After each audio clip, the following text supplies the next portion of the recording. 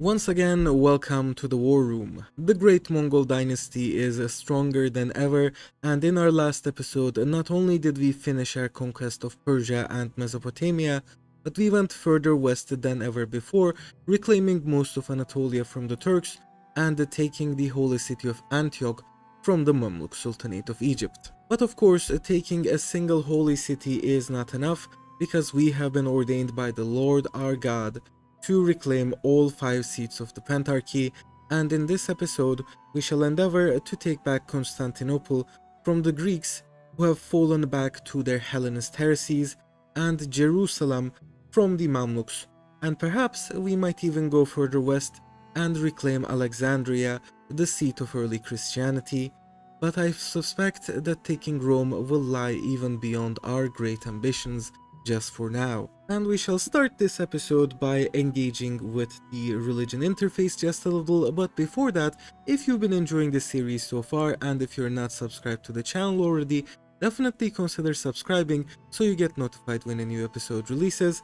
And if you're feeling extremely generous today, you might even consider becoming a member to help keep the lights on in the war room. Now, with that being said, let us start by declaring ourselves to be the third Rome, because of course, the first has fallen and the second has also fallen now. It really is quite hilarious that AI Byzantium can actually become Hellenist. I believe this is actually an oversight on part of Paradox, where they wanted to make the Yemistos Platon event somewhat more accessible to the human player, but ended up making the AI convert in half of all games basically, because that event happens with some regularity, and the AI just chooses randomly, I believe, so they tend to become Hellenist. And that's why we have these kind of pagan splashes in the Balkans, and also Constantinople itself is nearly 100% Hellenist, and the remainder is Catholic. But anyways, if the second Rome has fallen to the pagans, that means we are going to declare ourselves to be the third Rome, and we are going to get a holy site for our efforts all the way out here in eastern China in our capital, which will at least allow us to embark on a pilgrimage. So it only gives us 10 religious influence. It could have been better, but every little bit of religious influence counts, and because all of the other holy sites are all the way out here in the west, it costs us nearly 20,000 ducats to go on a pilgrimage otherwise, so I'm definitely not complaining here. In the meantime, I'm also going to build up some more RGOs in eastern China, because we have a pretty decent control in all of these locations. The RGOs that we build here are going to give us a lot of tax, as compared to the amount of increase that they cost to our slider expenses, and that is very interesting. 34 levels of sugar in this single location is just amazing, by the way. I definitely want to build up this location to the max level, because of course we have 100% maximum control thanks to the bailiff and 80% proximity that we have. And quite conversely, in the west, instead of building RGOs, we are going to destroy them, and as usual I'm going to raze down all the lands that we have taken in Anatolia and the Levant, in order to reduce our slider expenses. And as usual, we are going to close down every single building in the Damascus, Sham, Constantinople and Trebizond markets. Also, the great iron and tools crunch is finally hitting us, so for that reason I'm going to queue up a very important research here, the blast furnace, and we're going to prioritize this so that when we finally unlock it we get additional iron output, and that will allow us to build up more tools workshops, and that's just going to generally improve our economy back home in China. We can also add Turkish as an accepted culture, since we have gained more than enough Turkish pops thanks to our conquest of Anatolia, and ideally I would have liked to add a Lower Egyptian here as well, but it does not look like we can actually accept them. We can, however, accept the Yongzhou culture, and of course I'm going to do that now that they have more than 1 million pops living in our country. And I guess we'll be able to accept Lower Egyptian once we have conquered a bit more territory in the Levant, or maybe even in Egypt itself. In the meantime, the area of Tibet just sits right between the two halves of our great empire, and it is creating border gore for us. So of course I'm going to start building a spy network on Tibet, and hopefully we will annex the area very soon.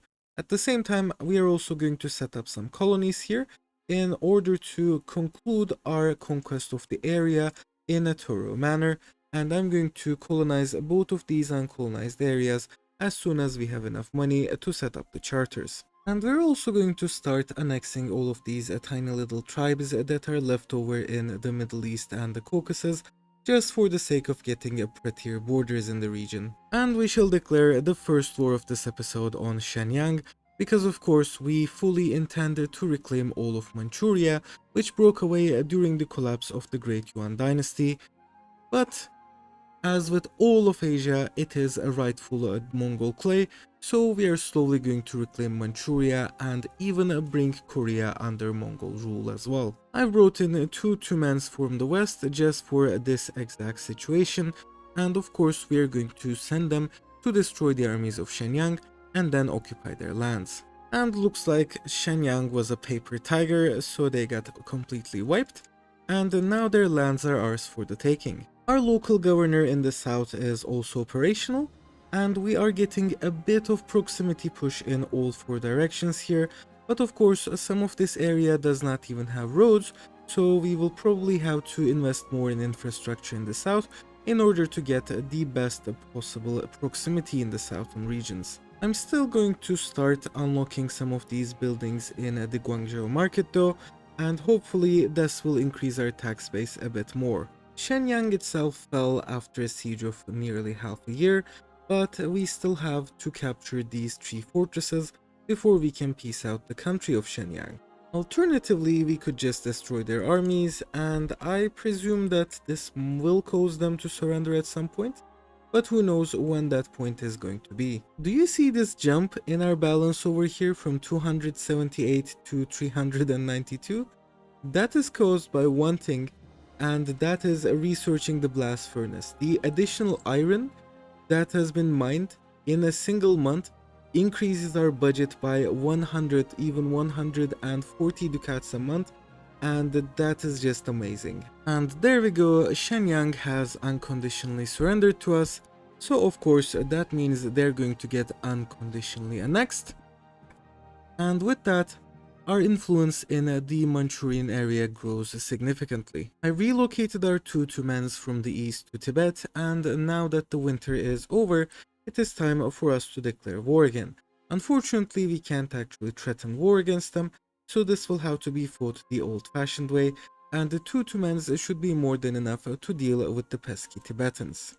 Of course, they have a lot of fortresses here, but none of these are strong enough to hold back the Mongol horde, and I have every confidence that they will all be destroyed in due time. I'm also going to hold another Orthodox Synod here, and this time around we are going for local administration, but we will attempt to intensify our pop conversion efforts, giving us an additional 20% conversion speed. Ironically enough, we are destroying the Tibetans in their home turf, and hopefully soon enough they will run out of men to throw at us, at which point they will probably unconditionally surrender to us anyways, saving us from the trouble of having to deal with their multiple fortresses. We did manage to capture a Tibetan fortress, but our troops were almost out of food, so I had to get them to retreat back home, and they're going to recover and go back into the fight. Luckily for us, once we get through the initial fort, most of Tibet actually is unfortified, and we're able to get a decent amount of war score from occupying their lands, including a ticking war score. So hopefully this war will end in our favor at the end of it all. Unfortunately for us, Tibet does not seem very keen on unconditionally surrendering, and even if they did, they have a lot of vassal armies left, so we will probably have to just settle for taking about half of their country, and in the next war we should be able to come around and claim the other half. Unfortunately for us, we are going to pay through the nose for taking all of these fortresses, but it is a price that we will have to pay for prettier borders at the end of the day. And unfortunately, this creates even more border gore, but trust me, in 15 years we are going to solve all of that. Next up, we have another war against the Grand Principality of Muscovy, because our vassals have finally realized that they can simply use the fabricate claims on province action rather than religious war, and that means we actually have a CB that we can use against them. Now luckily for us, this is not the old Muscovy, they don't even have any regulars and their economy is in a downward spiral, so we should be able to easily steamroll them with just a couple Tumans. And first we're going to take care of their allies, the Georgians in the south, using 3 Tumans, after which we're going to focus entirely on the Muscovites.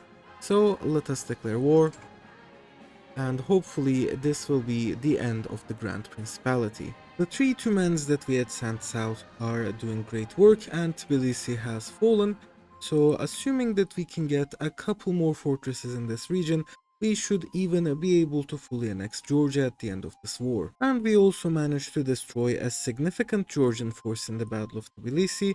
It was only their levies, their regulars are still out there in the north kicking butt. Obviously, they are too afraid of our own horse archers to come back down south, so hopefully the remaining occupations here are going to go smoothly. In the meantime, we are going to go back east in order to threaten war on these Tibetan states, and hopefully we will be able to fully annex them, bringing us closer to the actual capital of Tibet. So first I'm going to do a threaten war on the tribe of Amdo, and this will also bring in their ally Golog, and hopefully we will fully annex both of them. I'm going to send 1 Tumen in the north and 1 Tumen in the south to deal with the Tibetans, and again they are probably going to lose this war very quickly and they will be annihilated. Meanwhile, the 2 Tumens that we had stationed in the north have won a great victory against the Muscovites.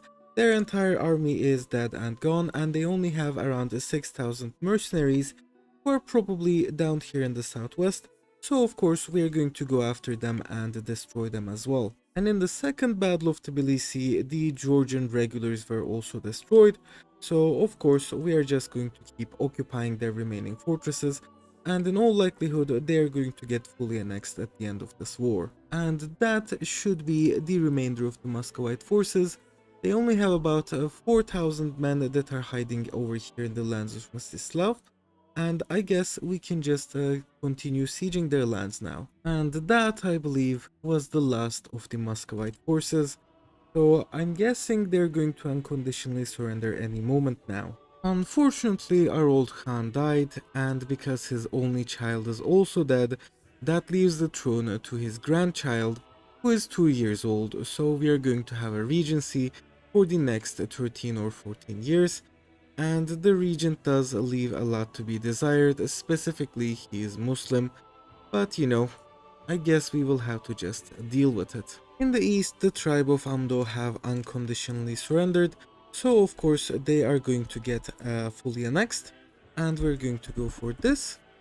That does make the border look slightly better, but we definitely need to finish our colonies over here. Next up, we are going to declare war on the tribe of Gyalrong, and hopefully we will be able to annex them and their ally Hor through this war. And I guess we might as well threaten for it. It doesn't even matter all that much, but let's say why not. As usual, we're going to send 2 Tumens, one of them here and one of them here, to occupy the capitals of these nations, and once their capitals have fallen, we should easily be able to fully annex them. In the south, we can finally fully annex Georgia, thus bringing an end to our conquest of the Caucasian area once and for all, and also the Autocephalous Patriarchate seat falls, so I'm just going to get a +10 religious influence here. By relocating the Tumans that we had stationed in Georgia up north, we are able to field a significant force against the Muscovites, and of course we are going to destroy their armies, which they have re-raised in their levies. And we have destroyed the Muscovite armies for who knows how many times now. I'm just going to start basically carpet sieging their lands. They have so many fortresses that we can't actually carpet siege, but we are going to try and siege as many of them in parallel as possible with the 5 Tumans that we have. Gyalrong has unconditionally surrendered in the east, meaning we can fully annex them and their ally, and that leaves just Tibet and their vassal Swarm for taking in Central Asia. And finally, Muscovy has unconditionally surrendered to us, so now we shall dictate them our terms of peace. And the terms will basically amount to the entire eastern half of their country. We will most likely release Tver from here, and we will try to take their lands in the next war, and hopefully in a couple more wars, the Muscovites will be gone and all of Russia will belong to the Mongols. And that's going to be our peace deal. As usual, the area was razed to the ground, and I'm going to relocate all of the Tumans in the north down south because our truce with the Mamluks is almost over and it is time for us to reclaim Jerusalem. We have 3 Tumans in the west, 2 Tumans in the middle, and an overstrength Tuman in Mesopotamia, all ready to jump on the Mamluks, and it is time for war.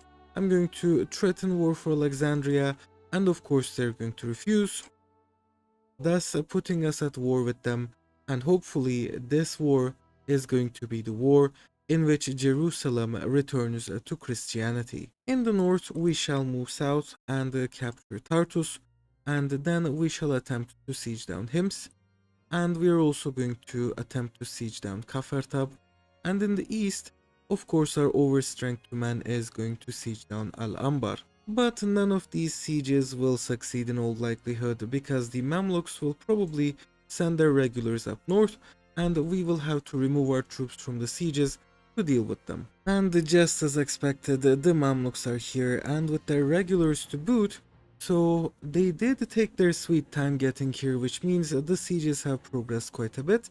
We might actually be able to win one of these before we have to reallocate our armies to dealing with the Mamluk field armies. Of course, it is also possible that the Mamluks might do something extremely stupid, like dividing their armies in half, thus allowing us to defeat them in detail. Or maybe we're not going to attack these guys, we'll wait until we have more men in the field.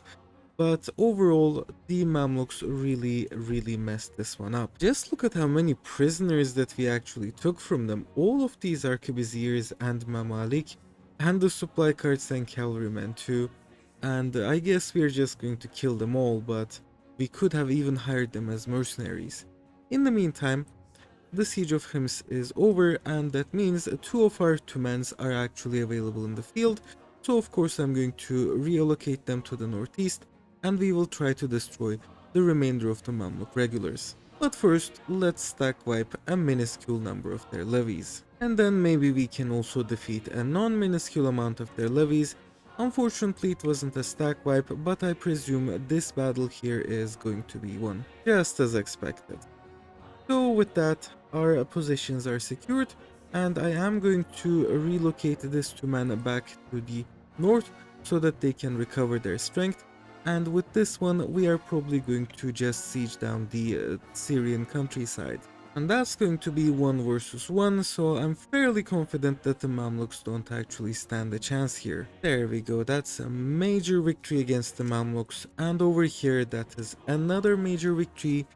Unfortunately not quite a stack wipe, but I guess we should be able to pursue them momentarily and destroy them. Or they might just decide to come to us and we will be able to destroy them over here in Maskana. While one of our Tumans in the west destroys another stack of Mamluk levies in Hims. Well, there we go, that is our 3rd stack wipe against Mamluk regulars, and they're down to just 1,500 regulars. Unfortunately, they did hire a lot of mercenaries, but it's not like they can defeat us using mercenaries when they couldn't defeat us using their regulars. In the meanwhile, our overstrength men in the east has managed to occupy Al-Anbar, and I'm going to relocate them west because there are a lot more Mamluk armies coming our way very soon. And of course, the moment that they come here, they are promptly destroyed, so the Mamluks are down to their 93,000 levies, but their mercenaries are somewhere out there, and I have no idea where they are. Oh, there they are. And unfortunately, the mercenaries were actually able to defeat us, but that is just a momentary defeat. Our troops are marching back north, they will recover their strength and they will return to the field, and the Mamluk armies are going to get wiped as soon as the reinforcements have arrived. Just like that, their mercenaries are dead as well. Also, a big shout out to the defenders in the siege of Kafartab, who have been holding out a 35% chance of falling for the last 6 months or so. Alas, they could not hold out any longer, and the fortress fell, and now we are going to march further south, and hopefully we will be able to take the city of Jerusalem. In the meantime, we also have a CB against the Ottomans, so seeing how the situation in the Levant is under control, I'm going to relocate 3 Tumens to the northwest, and we will attempt to take back Western Anatolia from the Ottomans as well, while our 4 remaining Tumens should be more than a match for the remaining Mamluk forces. In fact, just 2 Tumens should be more than a match for the remaining Mamluk forces, because that is how many it took to actually defeat them in the Battle of the Valley of Baalbek. Anyways, it is time for war against the Ottomans, and of course I'm going to threaten war as usual.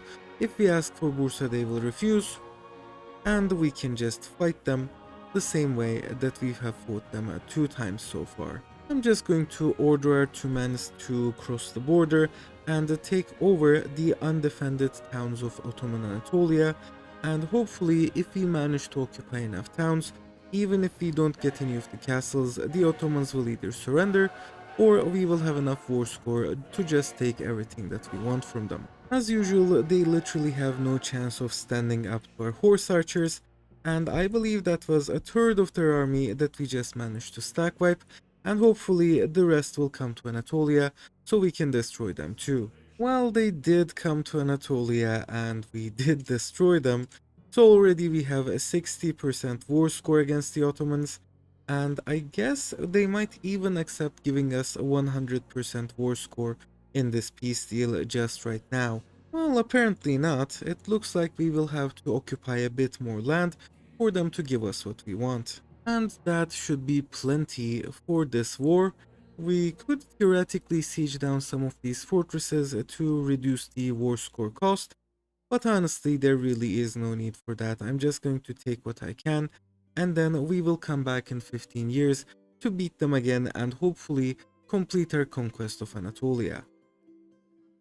And finally, on the 17th of May 1506, the holy city of Jerusalem fell before our advancing Mongol forces, and soon enough it shall become a rightful part of the great Mongol Empire. The Egyptians, seeing the futility of their position, have decided to surrender, ceding all of their possessions in the Levant to us down to a line passing between the cities of Akka and the holy city of Jerusalem. And with this, the seat of Jerusalem has returned to us, and soon enough, the entire Pentarchy shall be restored under Mongol control. After our victory in the Holy Land, I'm going to redirect all of our Tumens in the west, all the way out here to the eastern reaches of Manchuria, because our western campaigns are done for the time being. As you can see, we have a truce with the Ottomans until the year 1520, so for the next 14 years, all we're going to do is expand our influence in the east, and we shall start that by destroying the many Jurchen tribes. In fact, I'm going to declare war on the tribe of Wuyewu immediately, and this is actually going to bring in the entire Haishi Confederacy, thus putting us at war with literally all of Manchuria, including a few tribes such as Lalin and Neyan, which used to be our tributaries, so this is a nice way that I've found of circumventing the tributary restrictions on declaring war, and this will allow us to inherit all of their lands as our directly controlled territories. We only have 2 Tumans in the east, but the Jurchens don't really have a lot of armies, and the ones that they do are mainly levies, so we should easily be able to destroy them and occupy their lands. Just like that, the Wuyewu armies have been destroyed, but they still have their regulars out there somewhere, and I'm going to basically do the same to every single Jurchen levy army that we can see, and then we are going to start occupying their lands. Well, so far so good. They've lost nearly 30,000 men and they have around 53,000 remaining, half of which comes from the tribe of Neyan, which is the greatest Jurchen, and incidentally they're also Orthodox because I did actually enforce religion on them. So that's kind of funny, seeing a bit of purple in the middle of Manchuria. And here they come. The armies of Neyan are laying siege to Shenyang, but of course they are no match for our steppe horse archers, and they were destroyed. Now we shall attempt to destroy the remaining half of their armies, which does include a lot of mercenaries, and with that, basically the entire armies of the Jurchens should be destroyed. Also, our troops are arriving slowly from the west after nearly 1 year of marching through the entire length of Eurasia, and we don't necessarily need them in our conquest of Manchuria, but we do have something else coming up very soon, and they will be needed for that campaign. And that's the remainder of the Nean armies, so now they're all dead, and there are some more Jurchen armies out here in the reaches of Manchuria, such as the armies of the tribe of Urga, but overall I think we are in a strategic victory here. At this point we have also unlocked the falconets, and I suppose I should probably build a few of these in order to make sieges easier, because we are at that point where the enemy fortifications are becoming quite numerous, and it's taking us a long time just sieging them down. So I've queued up 20 units of falconet to be built, and let's see how well they fare against the Jurchen's fortifications. Here we have two sieges, one at minus 21% and one at minus 14%, so let's see how those percentages change when we add 10 units of cannon to each of our armies here. And they're both at plus 28%, so we got, let's see, plus 5 from the artillery bonus here, which is definitely going to come in handy, especially perhaps not in Manchuria, but in some of the better fortified areas of the world, such as wink wink nudge nudge Korea. Unfortunately for us, the tribe of Wuyewu unconditionally surrendered, so now we'll have to wrap up this war very quickly and then move on lest we suffer from the war exhaustion penalties of the call for peace. And we have managed to occupy basically all of Manchuria, with the exception of these two locations, because we can't move into them during winter, so I guess it is time that we start piecing people out. Since we can fully annex Nayan in a single peace deal, I'm fairly confident that we can also fully annex everyone else, so I'll just go through these tribes one by one and demand their annexation into the Great Mongol Horde. And finally, with the conquest of Wuyewu, Manchuria is once again a Mongol domain, except of course for the uncolonized outer edges of the area, so of course I've queued up a bunch of colonial charters in Manchuria to ensure that Mongol rule reaches far and wide in the region. Our new conquests have also brought more than 2 million Jurchens under our direct rule, so of course I'm going to accept the Jurchen culture here, and soon enough we will be able to actually core these areas rather than them being newly conquered territories for us. In fact, I've also added the Muscovite, Georgian and Lower Egyptian cultures, which should hopefully reduce the amounts of rebellions that we're about to face in the west. Now after Manchuria, the next logical target is of course the Kingdom of Goryeo, and if you have watched the Korea series that I have on the channel, you will know that Korea is simply overpowered in EU5. As you can see, despite not receiving a single ducat in tribute from China since the start of the game, they still have the second highest tax base and the third highest income of literally any country in the face of the world. So of course they're going to hire hundreds of thousands of mercenaries to counter us, but I have every confidence that that shall be not enough and that we shall win. So with that, we shall threaten war, asking for the great city of Kaesong to be delivered to us, and that is going to be war against Korea. I am actually going to send our soldiers through the border, but I don't expect them to actually capture any forts. This is going to be more of a probing attack to see where exactly their forces are, so we can counter them effectively. But strangely enough, the Koreans actually don't seem to be coming north. It looks like they're just hanging out in the middle of the peninsula, and they don't seem to be very keen on fighting us in any case. So I guess we are just going to keep sieging down their border fortresses unopposed, and hopefully at some point they will realize that they will have to fight us if they want to save their homelands. And there we go, the Koreans are here for a change, and they managed to lose the first battle that we fought against them. There is a small problem here in that we are actually running out of food, so hopefully we will be able to go south, where there's a bit more food for our troops to eat before they actually starve to death. The Koreans are arriving in force, and with each stack that arrives we destroy them, but I'm not quite sure how much longer we can keep this up for, because our troops are very low on morale because of their food situation, so we might have to retreat behind the border for a while and regroup before coming back. I've also cancelled the sieges in the very far northeast of the Korean peninsula, and we will attempt to bring our soldiers back to the west, where they will be more effective in destroying the Korean armies. Also, something pretty amazing and unexpected has happened. We are actually running out of manpower. I had closed some armories because they were costing us too much to maintain, so what we're going to do is we're going to reopen all of those armories, and hopefully the additional manpower will be able to stabilize our losses. Also, in some of these battles, the kill-death ratio is definitely not in our favor. I suspect that's because of the Korean regulars, and also because of the nearly 100,000 mercenaries that they've hired. In fact, more than 100,000 mercenaries that they've hired, but luckily they're mostly light infantry, whereas of course we are using the glorious horse archers. Well, we are 3 years into this quagmire and the Koreans do not look like they're going to die anytime soon. In fact, they have managed to hire even more mercenaries, so now they have nearly 150,000 men under arms, even if we do not count their already present regulars and levies. In the meantime, we have literally run out of manpower, so things are definitely looking dire for the Great Mongol Horde.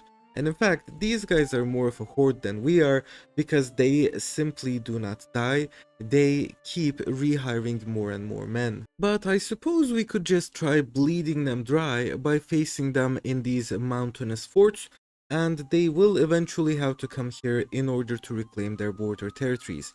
So hopefully we will be able to use the entire strength of our armies to destroy them when they attack the forts, and that might just give us enough of a war enthusiasm edge to actually get the peace deal that we desire. Well, so far so good. We have managed to stack wipe a few Korean armies and significantly damage others, so I guess if we keep going like this, we might actually be able to destroy them all before we run out of manpower again. Or maybe not, because they simply don't stop coming. The more men that we kill, the more Koreans spawn, and as you can see, they're hiring even more mercenaries.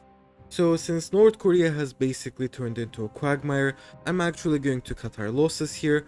We're going to try and take some land along the border, hopefully pushing the border further south, and in the next war, I'm guessing the food situation will not be as bad. We will not start starving as quickly as we did here, and we might even be able to get a better war goal, thus allowing us to rack up some ticking war score. And with that, the First Korean War is officially going to be over. We did not achieve our initial goal of securing full submission of Korea, but we still managed to get 81% war score worth of peace, so I guess this is not totally bad, and with that, the border has moved significantly further south, thus giving us a much better position in our further wars against Korea. And we have a new emperor. Although his stats leave much to be desired, at least he's orthodox, and this finishes our long regency, and that means we can also embark on a pilgrimage to our ecumenical patriarchate. Our colonization efforts in Manchuria have been coming along splendidly, and I've even created another 3 charters inland in order to get as much territory in as quick a time span as possible. We could also consider expanding further north into Siberia at this point, but to be fair, it is not really going to be very much necessary.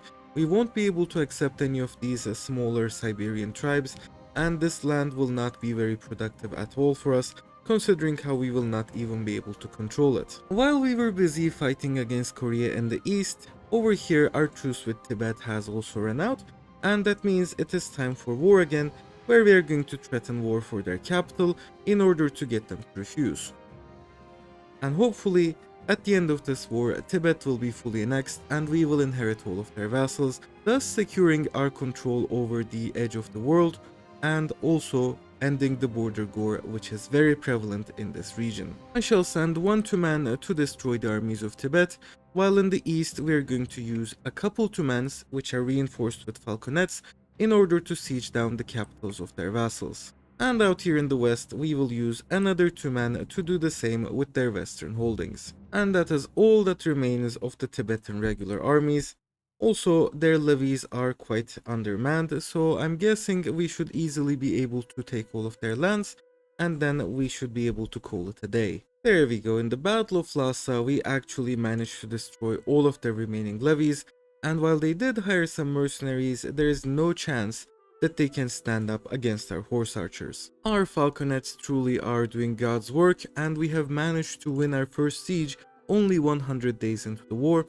Unfortunately, afterwards our soldiers got stuck in the winter mountains, but I'm sure that we will be able to retrieve them when spring comes and use them in further campaigns against the Tibetan vassals. The one thing that I truly hate about Tibet is how severe the winters are. It's almost May, and we're still suffering from severe winter. Hell, it is May, and the snows have yet to clear, and our soldiers are basically stuck here for half of the year. But at least we managed to win the siege of Lhasa, and now we're going to pursue these Tibetan mercenaries. Afterwards, we will probably try to siege down their capital, which is the war goal after all. And the Tibetan capital has fallen, so of course we shall follow up on our victory and attempt to take over their other fortresses in this region as well. But luckily for us, we did not actually have to siege down their remaining fortresses, since Tibet just unconditionally surrendered. In all honesty, we fought less against the Tibetans and more against the Tibetan winter, but it was still a grueling fight, and hopefully we will be able to fully annex them at the end of it all. Well, it appears that fully annexing Tibet literally costs us a 99% war score, so I'm quite glad that we took as much land as we did in the last war, and I'm going to send this. Hopefully this will complete our conquest of Tibet and allow us to inherit their vassal swarm. And just like that, that is much less border gore that we have to deal with in this particular part of the world, at least until forever. I'll set up a couple colonial charter here to wrap things up in Tibet, and of course we have expanded so much in Manchuria that we can also get 2 more colonial charters in the northeast. And hooray, we actually managed to luck out and hit a prodigy for our heir, so hopefully he is going to be the best ruler that the world has ever seen since his glorious ancestor Chinggis Khan himself. And we have even put him on the Patriarch education, which is the best education in the game, so hopefully he's going to have amazing stats once he grows old enough to rule the world. Well, we have left behind one frozen hellhole, and funnily enough, our next war is going to be against yet another frozen hellhole, this time in Russia, because we are going to declare war on the County of Buy, which is a vassal of Muscovy, and of course that's going to bring us into war with them. We might not be able to fully annex them, but we will be able to reduce them to very much a bite-sized country, and that should be more than enough for Lithuania and Veliki Novgorod to destroy whatever remains. So I shall send forth whatever forces that we have, and hopefully we will be able to easily occupy Buy, and we will get enough ticking war score from that to take as much land as we want from Muscovy. I'm also going to send our artillery to occupy the Muscovite capital of Tver, and hopefully that will sap their war enthusiasm just enough that they will give us an easy victory. Tver has fallen, and it does not appear that the Muscovites are even able to hire any mercenaries. Their armies are basically dead and gone, and this is just going to be us sieging down their lands until they finally give up and do an unconditional surrender on us. The Muscovites, seeing the futility of their position, did surrender to us, so now let's see how much land we can exactly take from them. Well, that looks like a pretty decent chunk, and I presume our next war against Muscovy is going to be our final war, because they are just small enough to be able to fully annexable in a single go right now, so we'll send this. And our rule now stretches far deep into Russia. It is time to complete our conquest of Anatolia, and at the end of this war will bring us within striking distance of the holy city of Constantinople too. I'm going to threaten war against the Beylik of Ottomans for Bursa, and let us destroy the puny Ottoman remnants. This time around, thanks to our usage of the cannon, we should even be able to win the siege here and actually take the city rather than just demanding it in the peace treaty. And at the same time, these staunch Ottoman allies, the Serbs, are also part of this war, so of course we are also going to send 3 Tumans in their direction and we will attempt to destroy Serbia at the conclusion of this war too. The Ottoman capital of Edirne fell within only 2 weeks, and with that we are going to march through the Ottoman territories in the Balkans, pillaging our way to destruction and to victory. Meanwhile, the Ottomans tried to raise their armies in Anatolia, but of course they failed tremendously, and soon enough all of Anatolia shall fall, save the fortress of the city of Bursa. And indeed, that is exactly what happened, so now our troops are going to move to the Balkans, where the Serbs have actually managed to score a victory against us through their heavy use of mercenaries. So of course, they will have to be punished, and they will have to be put in their place. In the Battle of Edirne, the final troops of the Ottomans were wiped, thus leaving only their allies the Serbs to actually fight us in the field of battle. And fight us they did, but alas, to no avail. They lost handily, and their armies were wiped, so now we shall move north to Niš in order to avenge the first defeat that we suffered at the hands of the Serbs. And the Serbians lost a second time and were destroyed a second time, with all of their remaining forces being destroyed in the Battle of Kočane. Meanwhile, back in Anatolia, the siege of Bursa was finally won, and with this, all of Anatolia now belongs to the Mongols. The Ottomans unconditionally surrendered in 1522, and as soon as we conclude peace with their allies the Serbs, their time will also come. Following the capture of their capital Prizren, the Serbs were more than willing to give us peace, and we took a lot of land from them in the southeastern portions of their empire, including crucially the gold mine at Golubočica and the silver mines at Novo Brdo and Kratovo. With Vardar Macedonia now belonging to the Mongol Empire, we are within striking distance of Byzantine holdings in Epirus, and of course, they too shall become ours in due time. And finally, it is time to peace out the Ottomans. They shall be forced to relinquish all of their possessions in Anatolia, save the islands of the Aegean, and also they shall give us these 2 locations in the Black Sea coast, so that we will have easier access to Constantinople when the time finally comes for us to take it.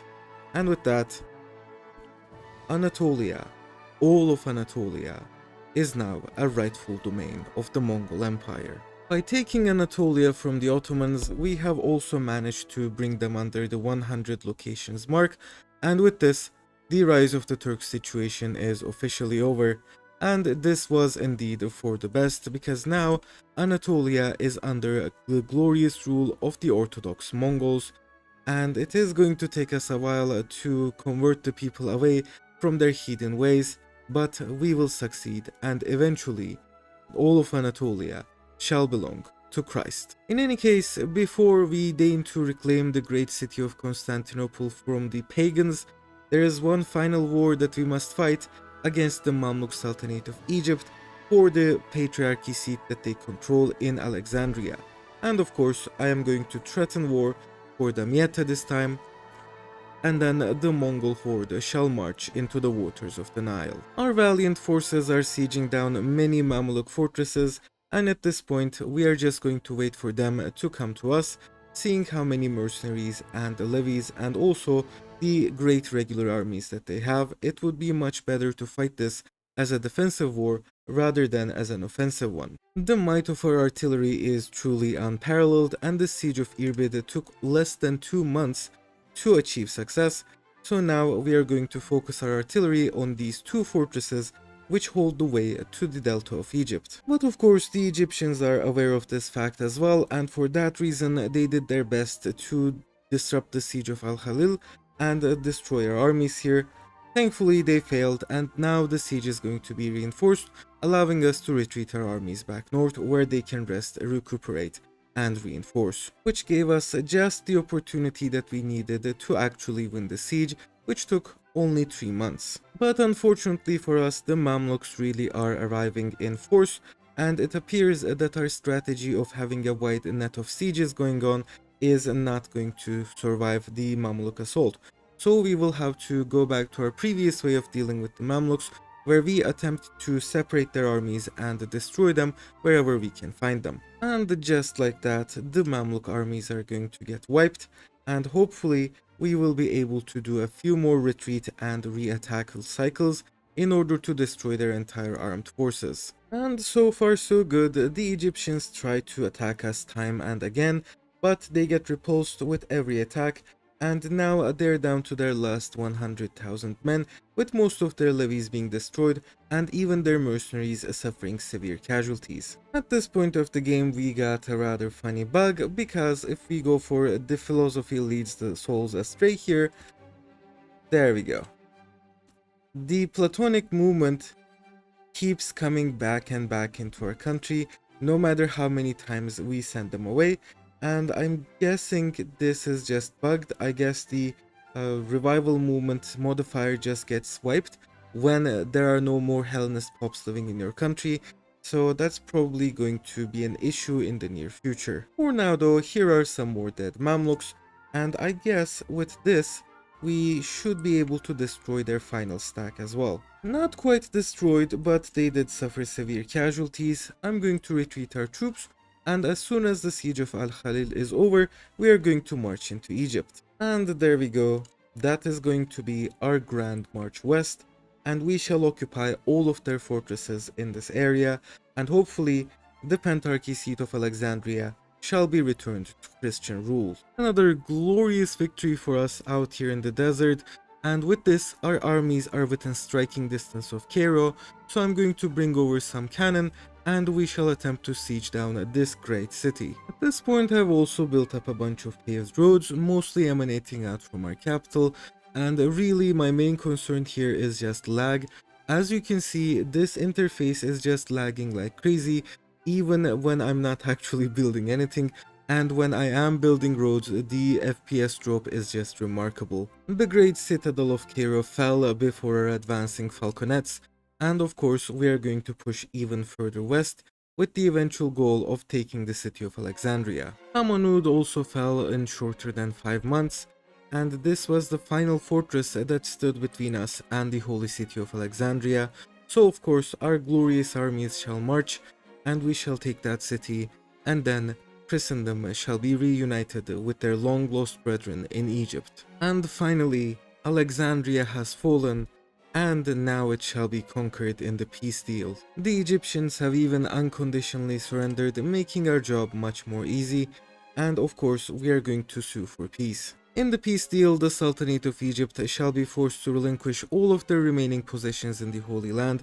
and all of their locations along the Mediterranean coast, thus returning the Patriarchate seat of Alexandria to Christian control. And with Alexandria also under our thumb, we must conquer the fourth Pentarchy seat in Constantinople and take it away from the pagan heresy which has taken over. Of course, I'm going to threaten war against the Byzantines, asking for Constantinople, and thematically enough, they are going to refuse. I shall send a single 2-man to siege down Constantinople, while 3 more 2-mans deal with the Byzantine allies in the Balkans and with their possessions in Epirus. Also, we are still getting spammed by this event, and it is becoming rather bad at this point. There you go, we get it every 3-4 days. I'm guessing once we actually conquer Constantinople, we will have enough Hellenist pops in our country that it will stop happening. But for now, this is just so bloody annoying. Anyhow, we managed to destroy a significant Wallachian army, but of course they hired mercenaries, so now we'll have to deal with their mercenaries as well, along with any armies that the Serbians may have raised. The war in the Balkans is coming along pretty okay, but we do have a small issue. We are unable to siege Constantinople because of the massive modifier from the Theodosian walls. So I have ordered all of our cannon to be brought over to the Balkans from Egypt, and hopefully, with the assistance of our falconets, we should be able to take the city of the world's desire. Or maybe not, because for some reason, the falconets are considered to be outdated, and they do not affect our siege chances at all. So I guess the only way that we can actually take the city is if the Byzantines unconditionally surrender to us, which might actually happen at the end of the day. That should be all the forces that Wallachia had remaining, and we captured a lot of prisoners, but of course they're all going to be killed, and I'm going to capture their capital before they can hire any more mercenaries. And seeing as how we can't actually use the artillery in the siege of Constantinople, I brought them over to assist in other parts of the Balkans, and they are actually doing a marvelous job at taking these fortresses. Luckily for us, Wallachia has capitulated, and yes, we are still getting spammed by that event, so let's see how much land we can take from them. I'd say that's a fair bit of land, so of course we're going to take it, and next we're going to focus on Serbia. We have also managed to destroy all the remaining armies of Byzantium, so I'm quite hopeful that they will actually unconditionally surrender after that defeat. The Byzantines never did surrender, and Constantinople actually fell after a siege that lasted nearly 3 years. And this means it is soon going to be annexed, but first, let's wait for the Serbs to actually declare surrender as well. With the siege of Brskovo being successful, we made peace with the Serbs, taking all of their lands in Serbia proper and leaving them as a rump state centered around Zeta. And against the pagan Byzantines, only one peace treaty could be conceived of: full annexation. The Byzantine Empire would collapse, and the great city of Constantinople would return to our hands, to Christian and Mongol hands. And with that, the seat of Constantinopolis was also returned to the Pentarchy, leaving only the Pope in Rome. It is the year 1529 and the great Mongol dynasty stretches far and wide. In the Balkans, we have managed to subdue the Romans. In the north, we have almost destroyed the Princedom of Muscovy, and in the south, we have vanquished the Mamluk Sultanate, leaving them as a rump state, and reclaiming the 3 great cities of Christianity from them. Tibet has been returned to Mongol rule, and in the east, so has Manchuria, with Korea just waiting in line for their turn to be annexed to Mongol rule. Out of the 5 Pentarchy seats, we have managed to reclaim 4, and the 5th lies just outside of our reach in the holy city of Rome, and soon enough the Pentarchy shall be restored. Thanks to our patronage, the Orthodox faith has spread all across Asia, with most of the Pontic steppe either being Orthodox or having a significant Orthodox minority, and even in China we are seeing many locations becoming majority Orthodox even now, and with the remaining locations also having significant Orthodox minorities. The Mongols have also settled across all of Eurasia, and there are nearly 25 million Mongolian pops in the world, making it by far the largest single culture in the entire world. There is some amount of assimilation into the Mongolian culture in China, although of course it is not remarkable, and even in the Pontic steppe, the Crimean and Astrakhani Tatars are becoming closer to their Mongol overlords day by day. I'm also attempting to assimilate certain parts of China directly using the Assimilate Area Cabinet action, because unfortunately we were unable to accept some of these cultures, and when 100 years were passed, we lost all of our cores in these areas of China, so hopefully by assimilating them we will be able to regain our cores. And speaking of cores, well, most of our new conquests remain conquered territories rather than actual cores or even integrated areas, with the main exceptions being the lands that we have colonized rather than taking from someone else.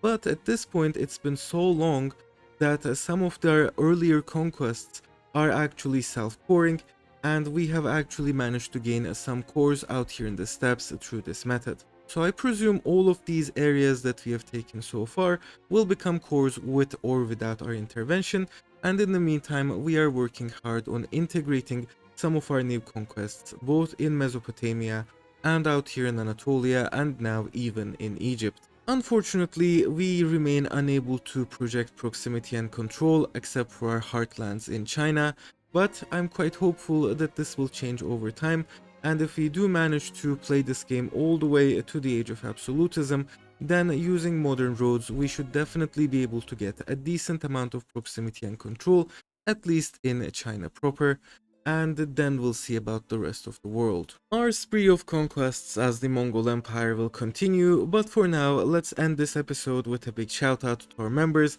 Dark vs Real, Miekyo123, Loghead, Monegas, Ganem Patton, Osvaldo Antonio Carmona Calde, Hunter Herring, BKA321, Esteban David, Maychard, Kozma Yaskoviak, Mel Estrada, Pagnat, Metal of Gangalt, Camrian, Zwagster, Jason Johnson, Tev, Alperen Bayraktar, Marcus Koas, Mert Baba, Brian Brady, Marco Berdeu, OA9490, Berkay Atıl, Gustav Bon, Osman Albayrak, VVS Vinicio, Yakup Eranak Yıldız, Mr. Pete Chandler, Chastity Chad, Ivan the God, and our dearest wargamers, Jacob Emrich, CH Dragoon, and Gustav2713. Thank you all for watching, and thank you all my dearest members for your contributions, and I will see you all once again in the war room.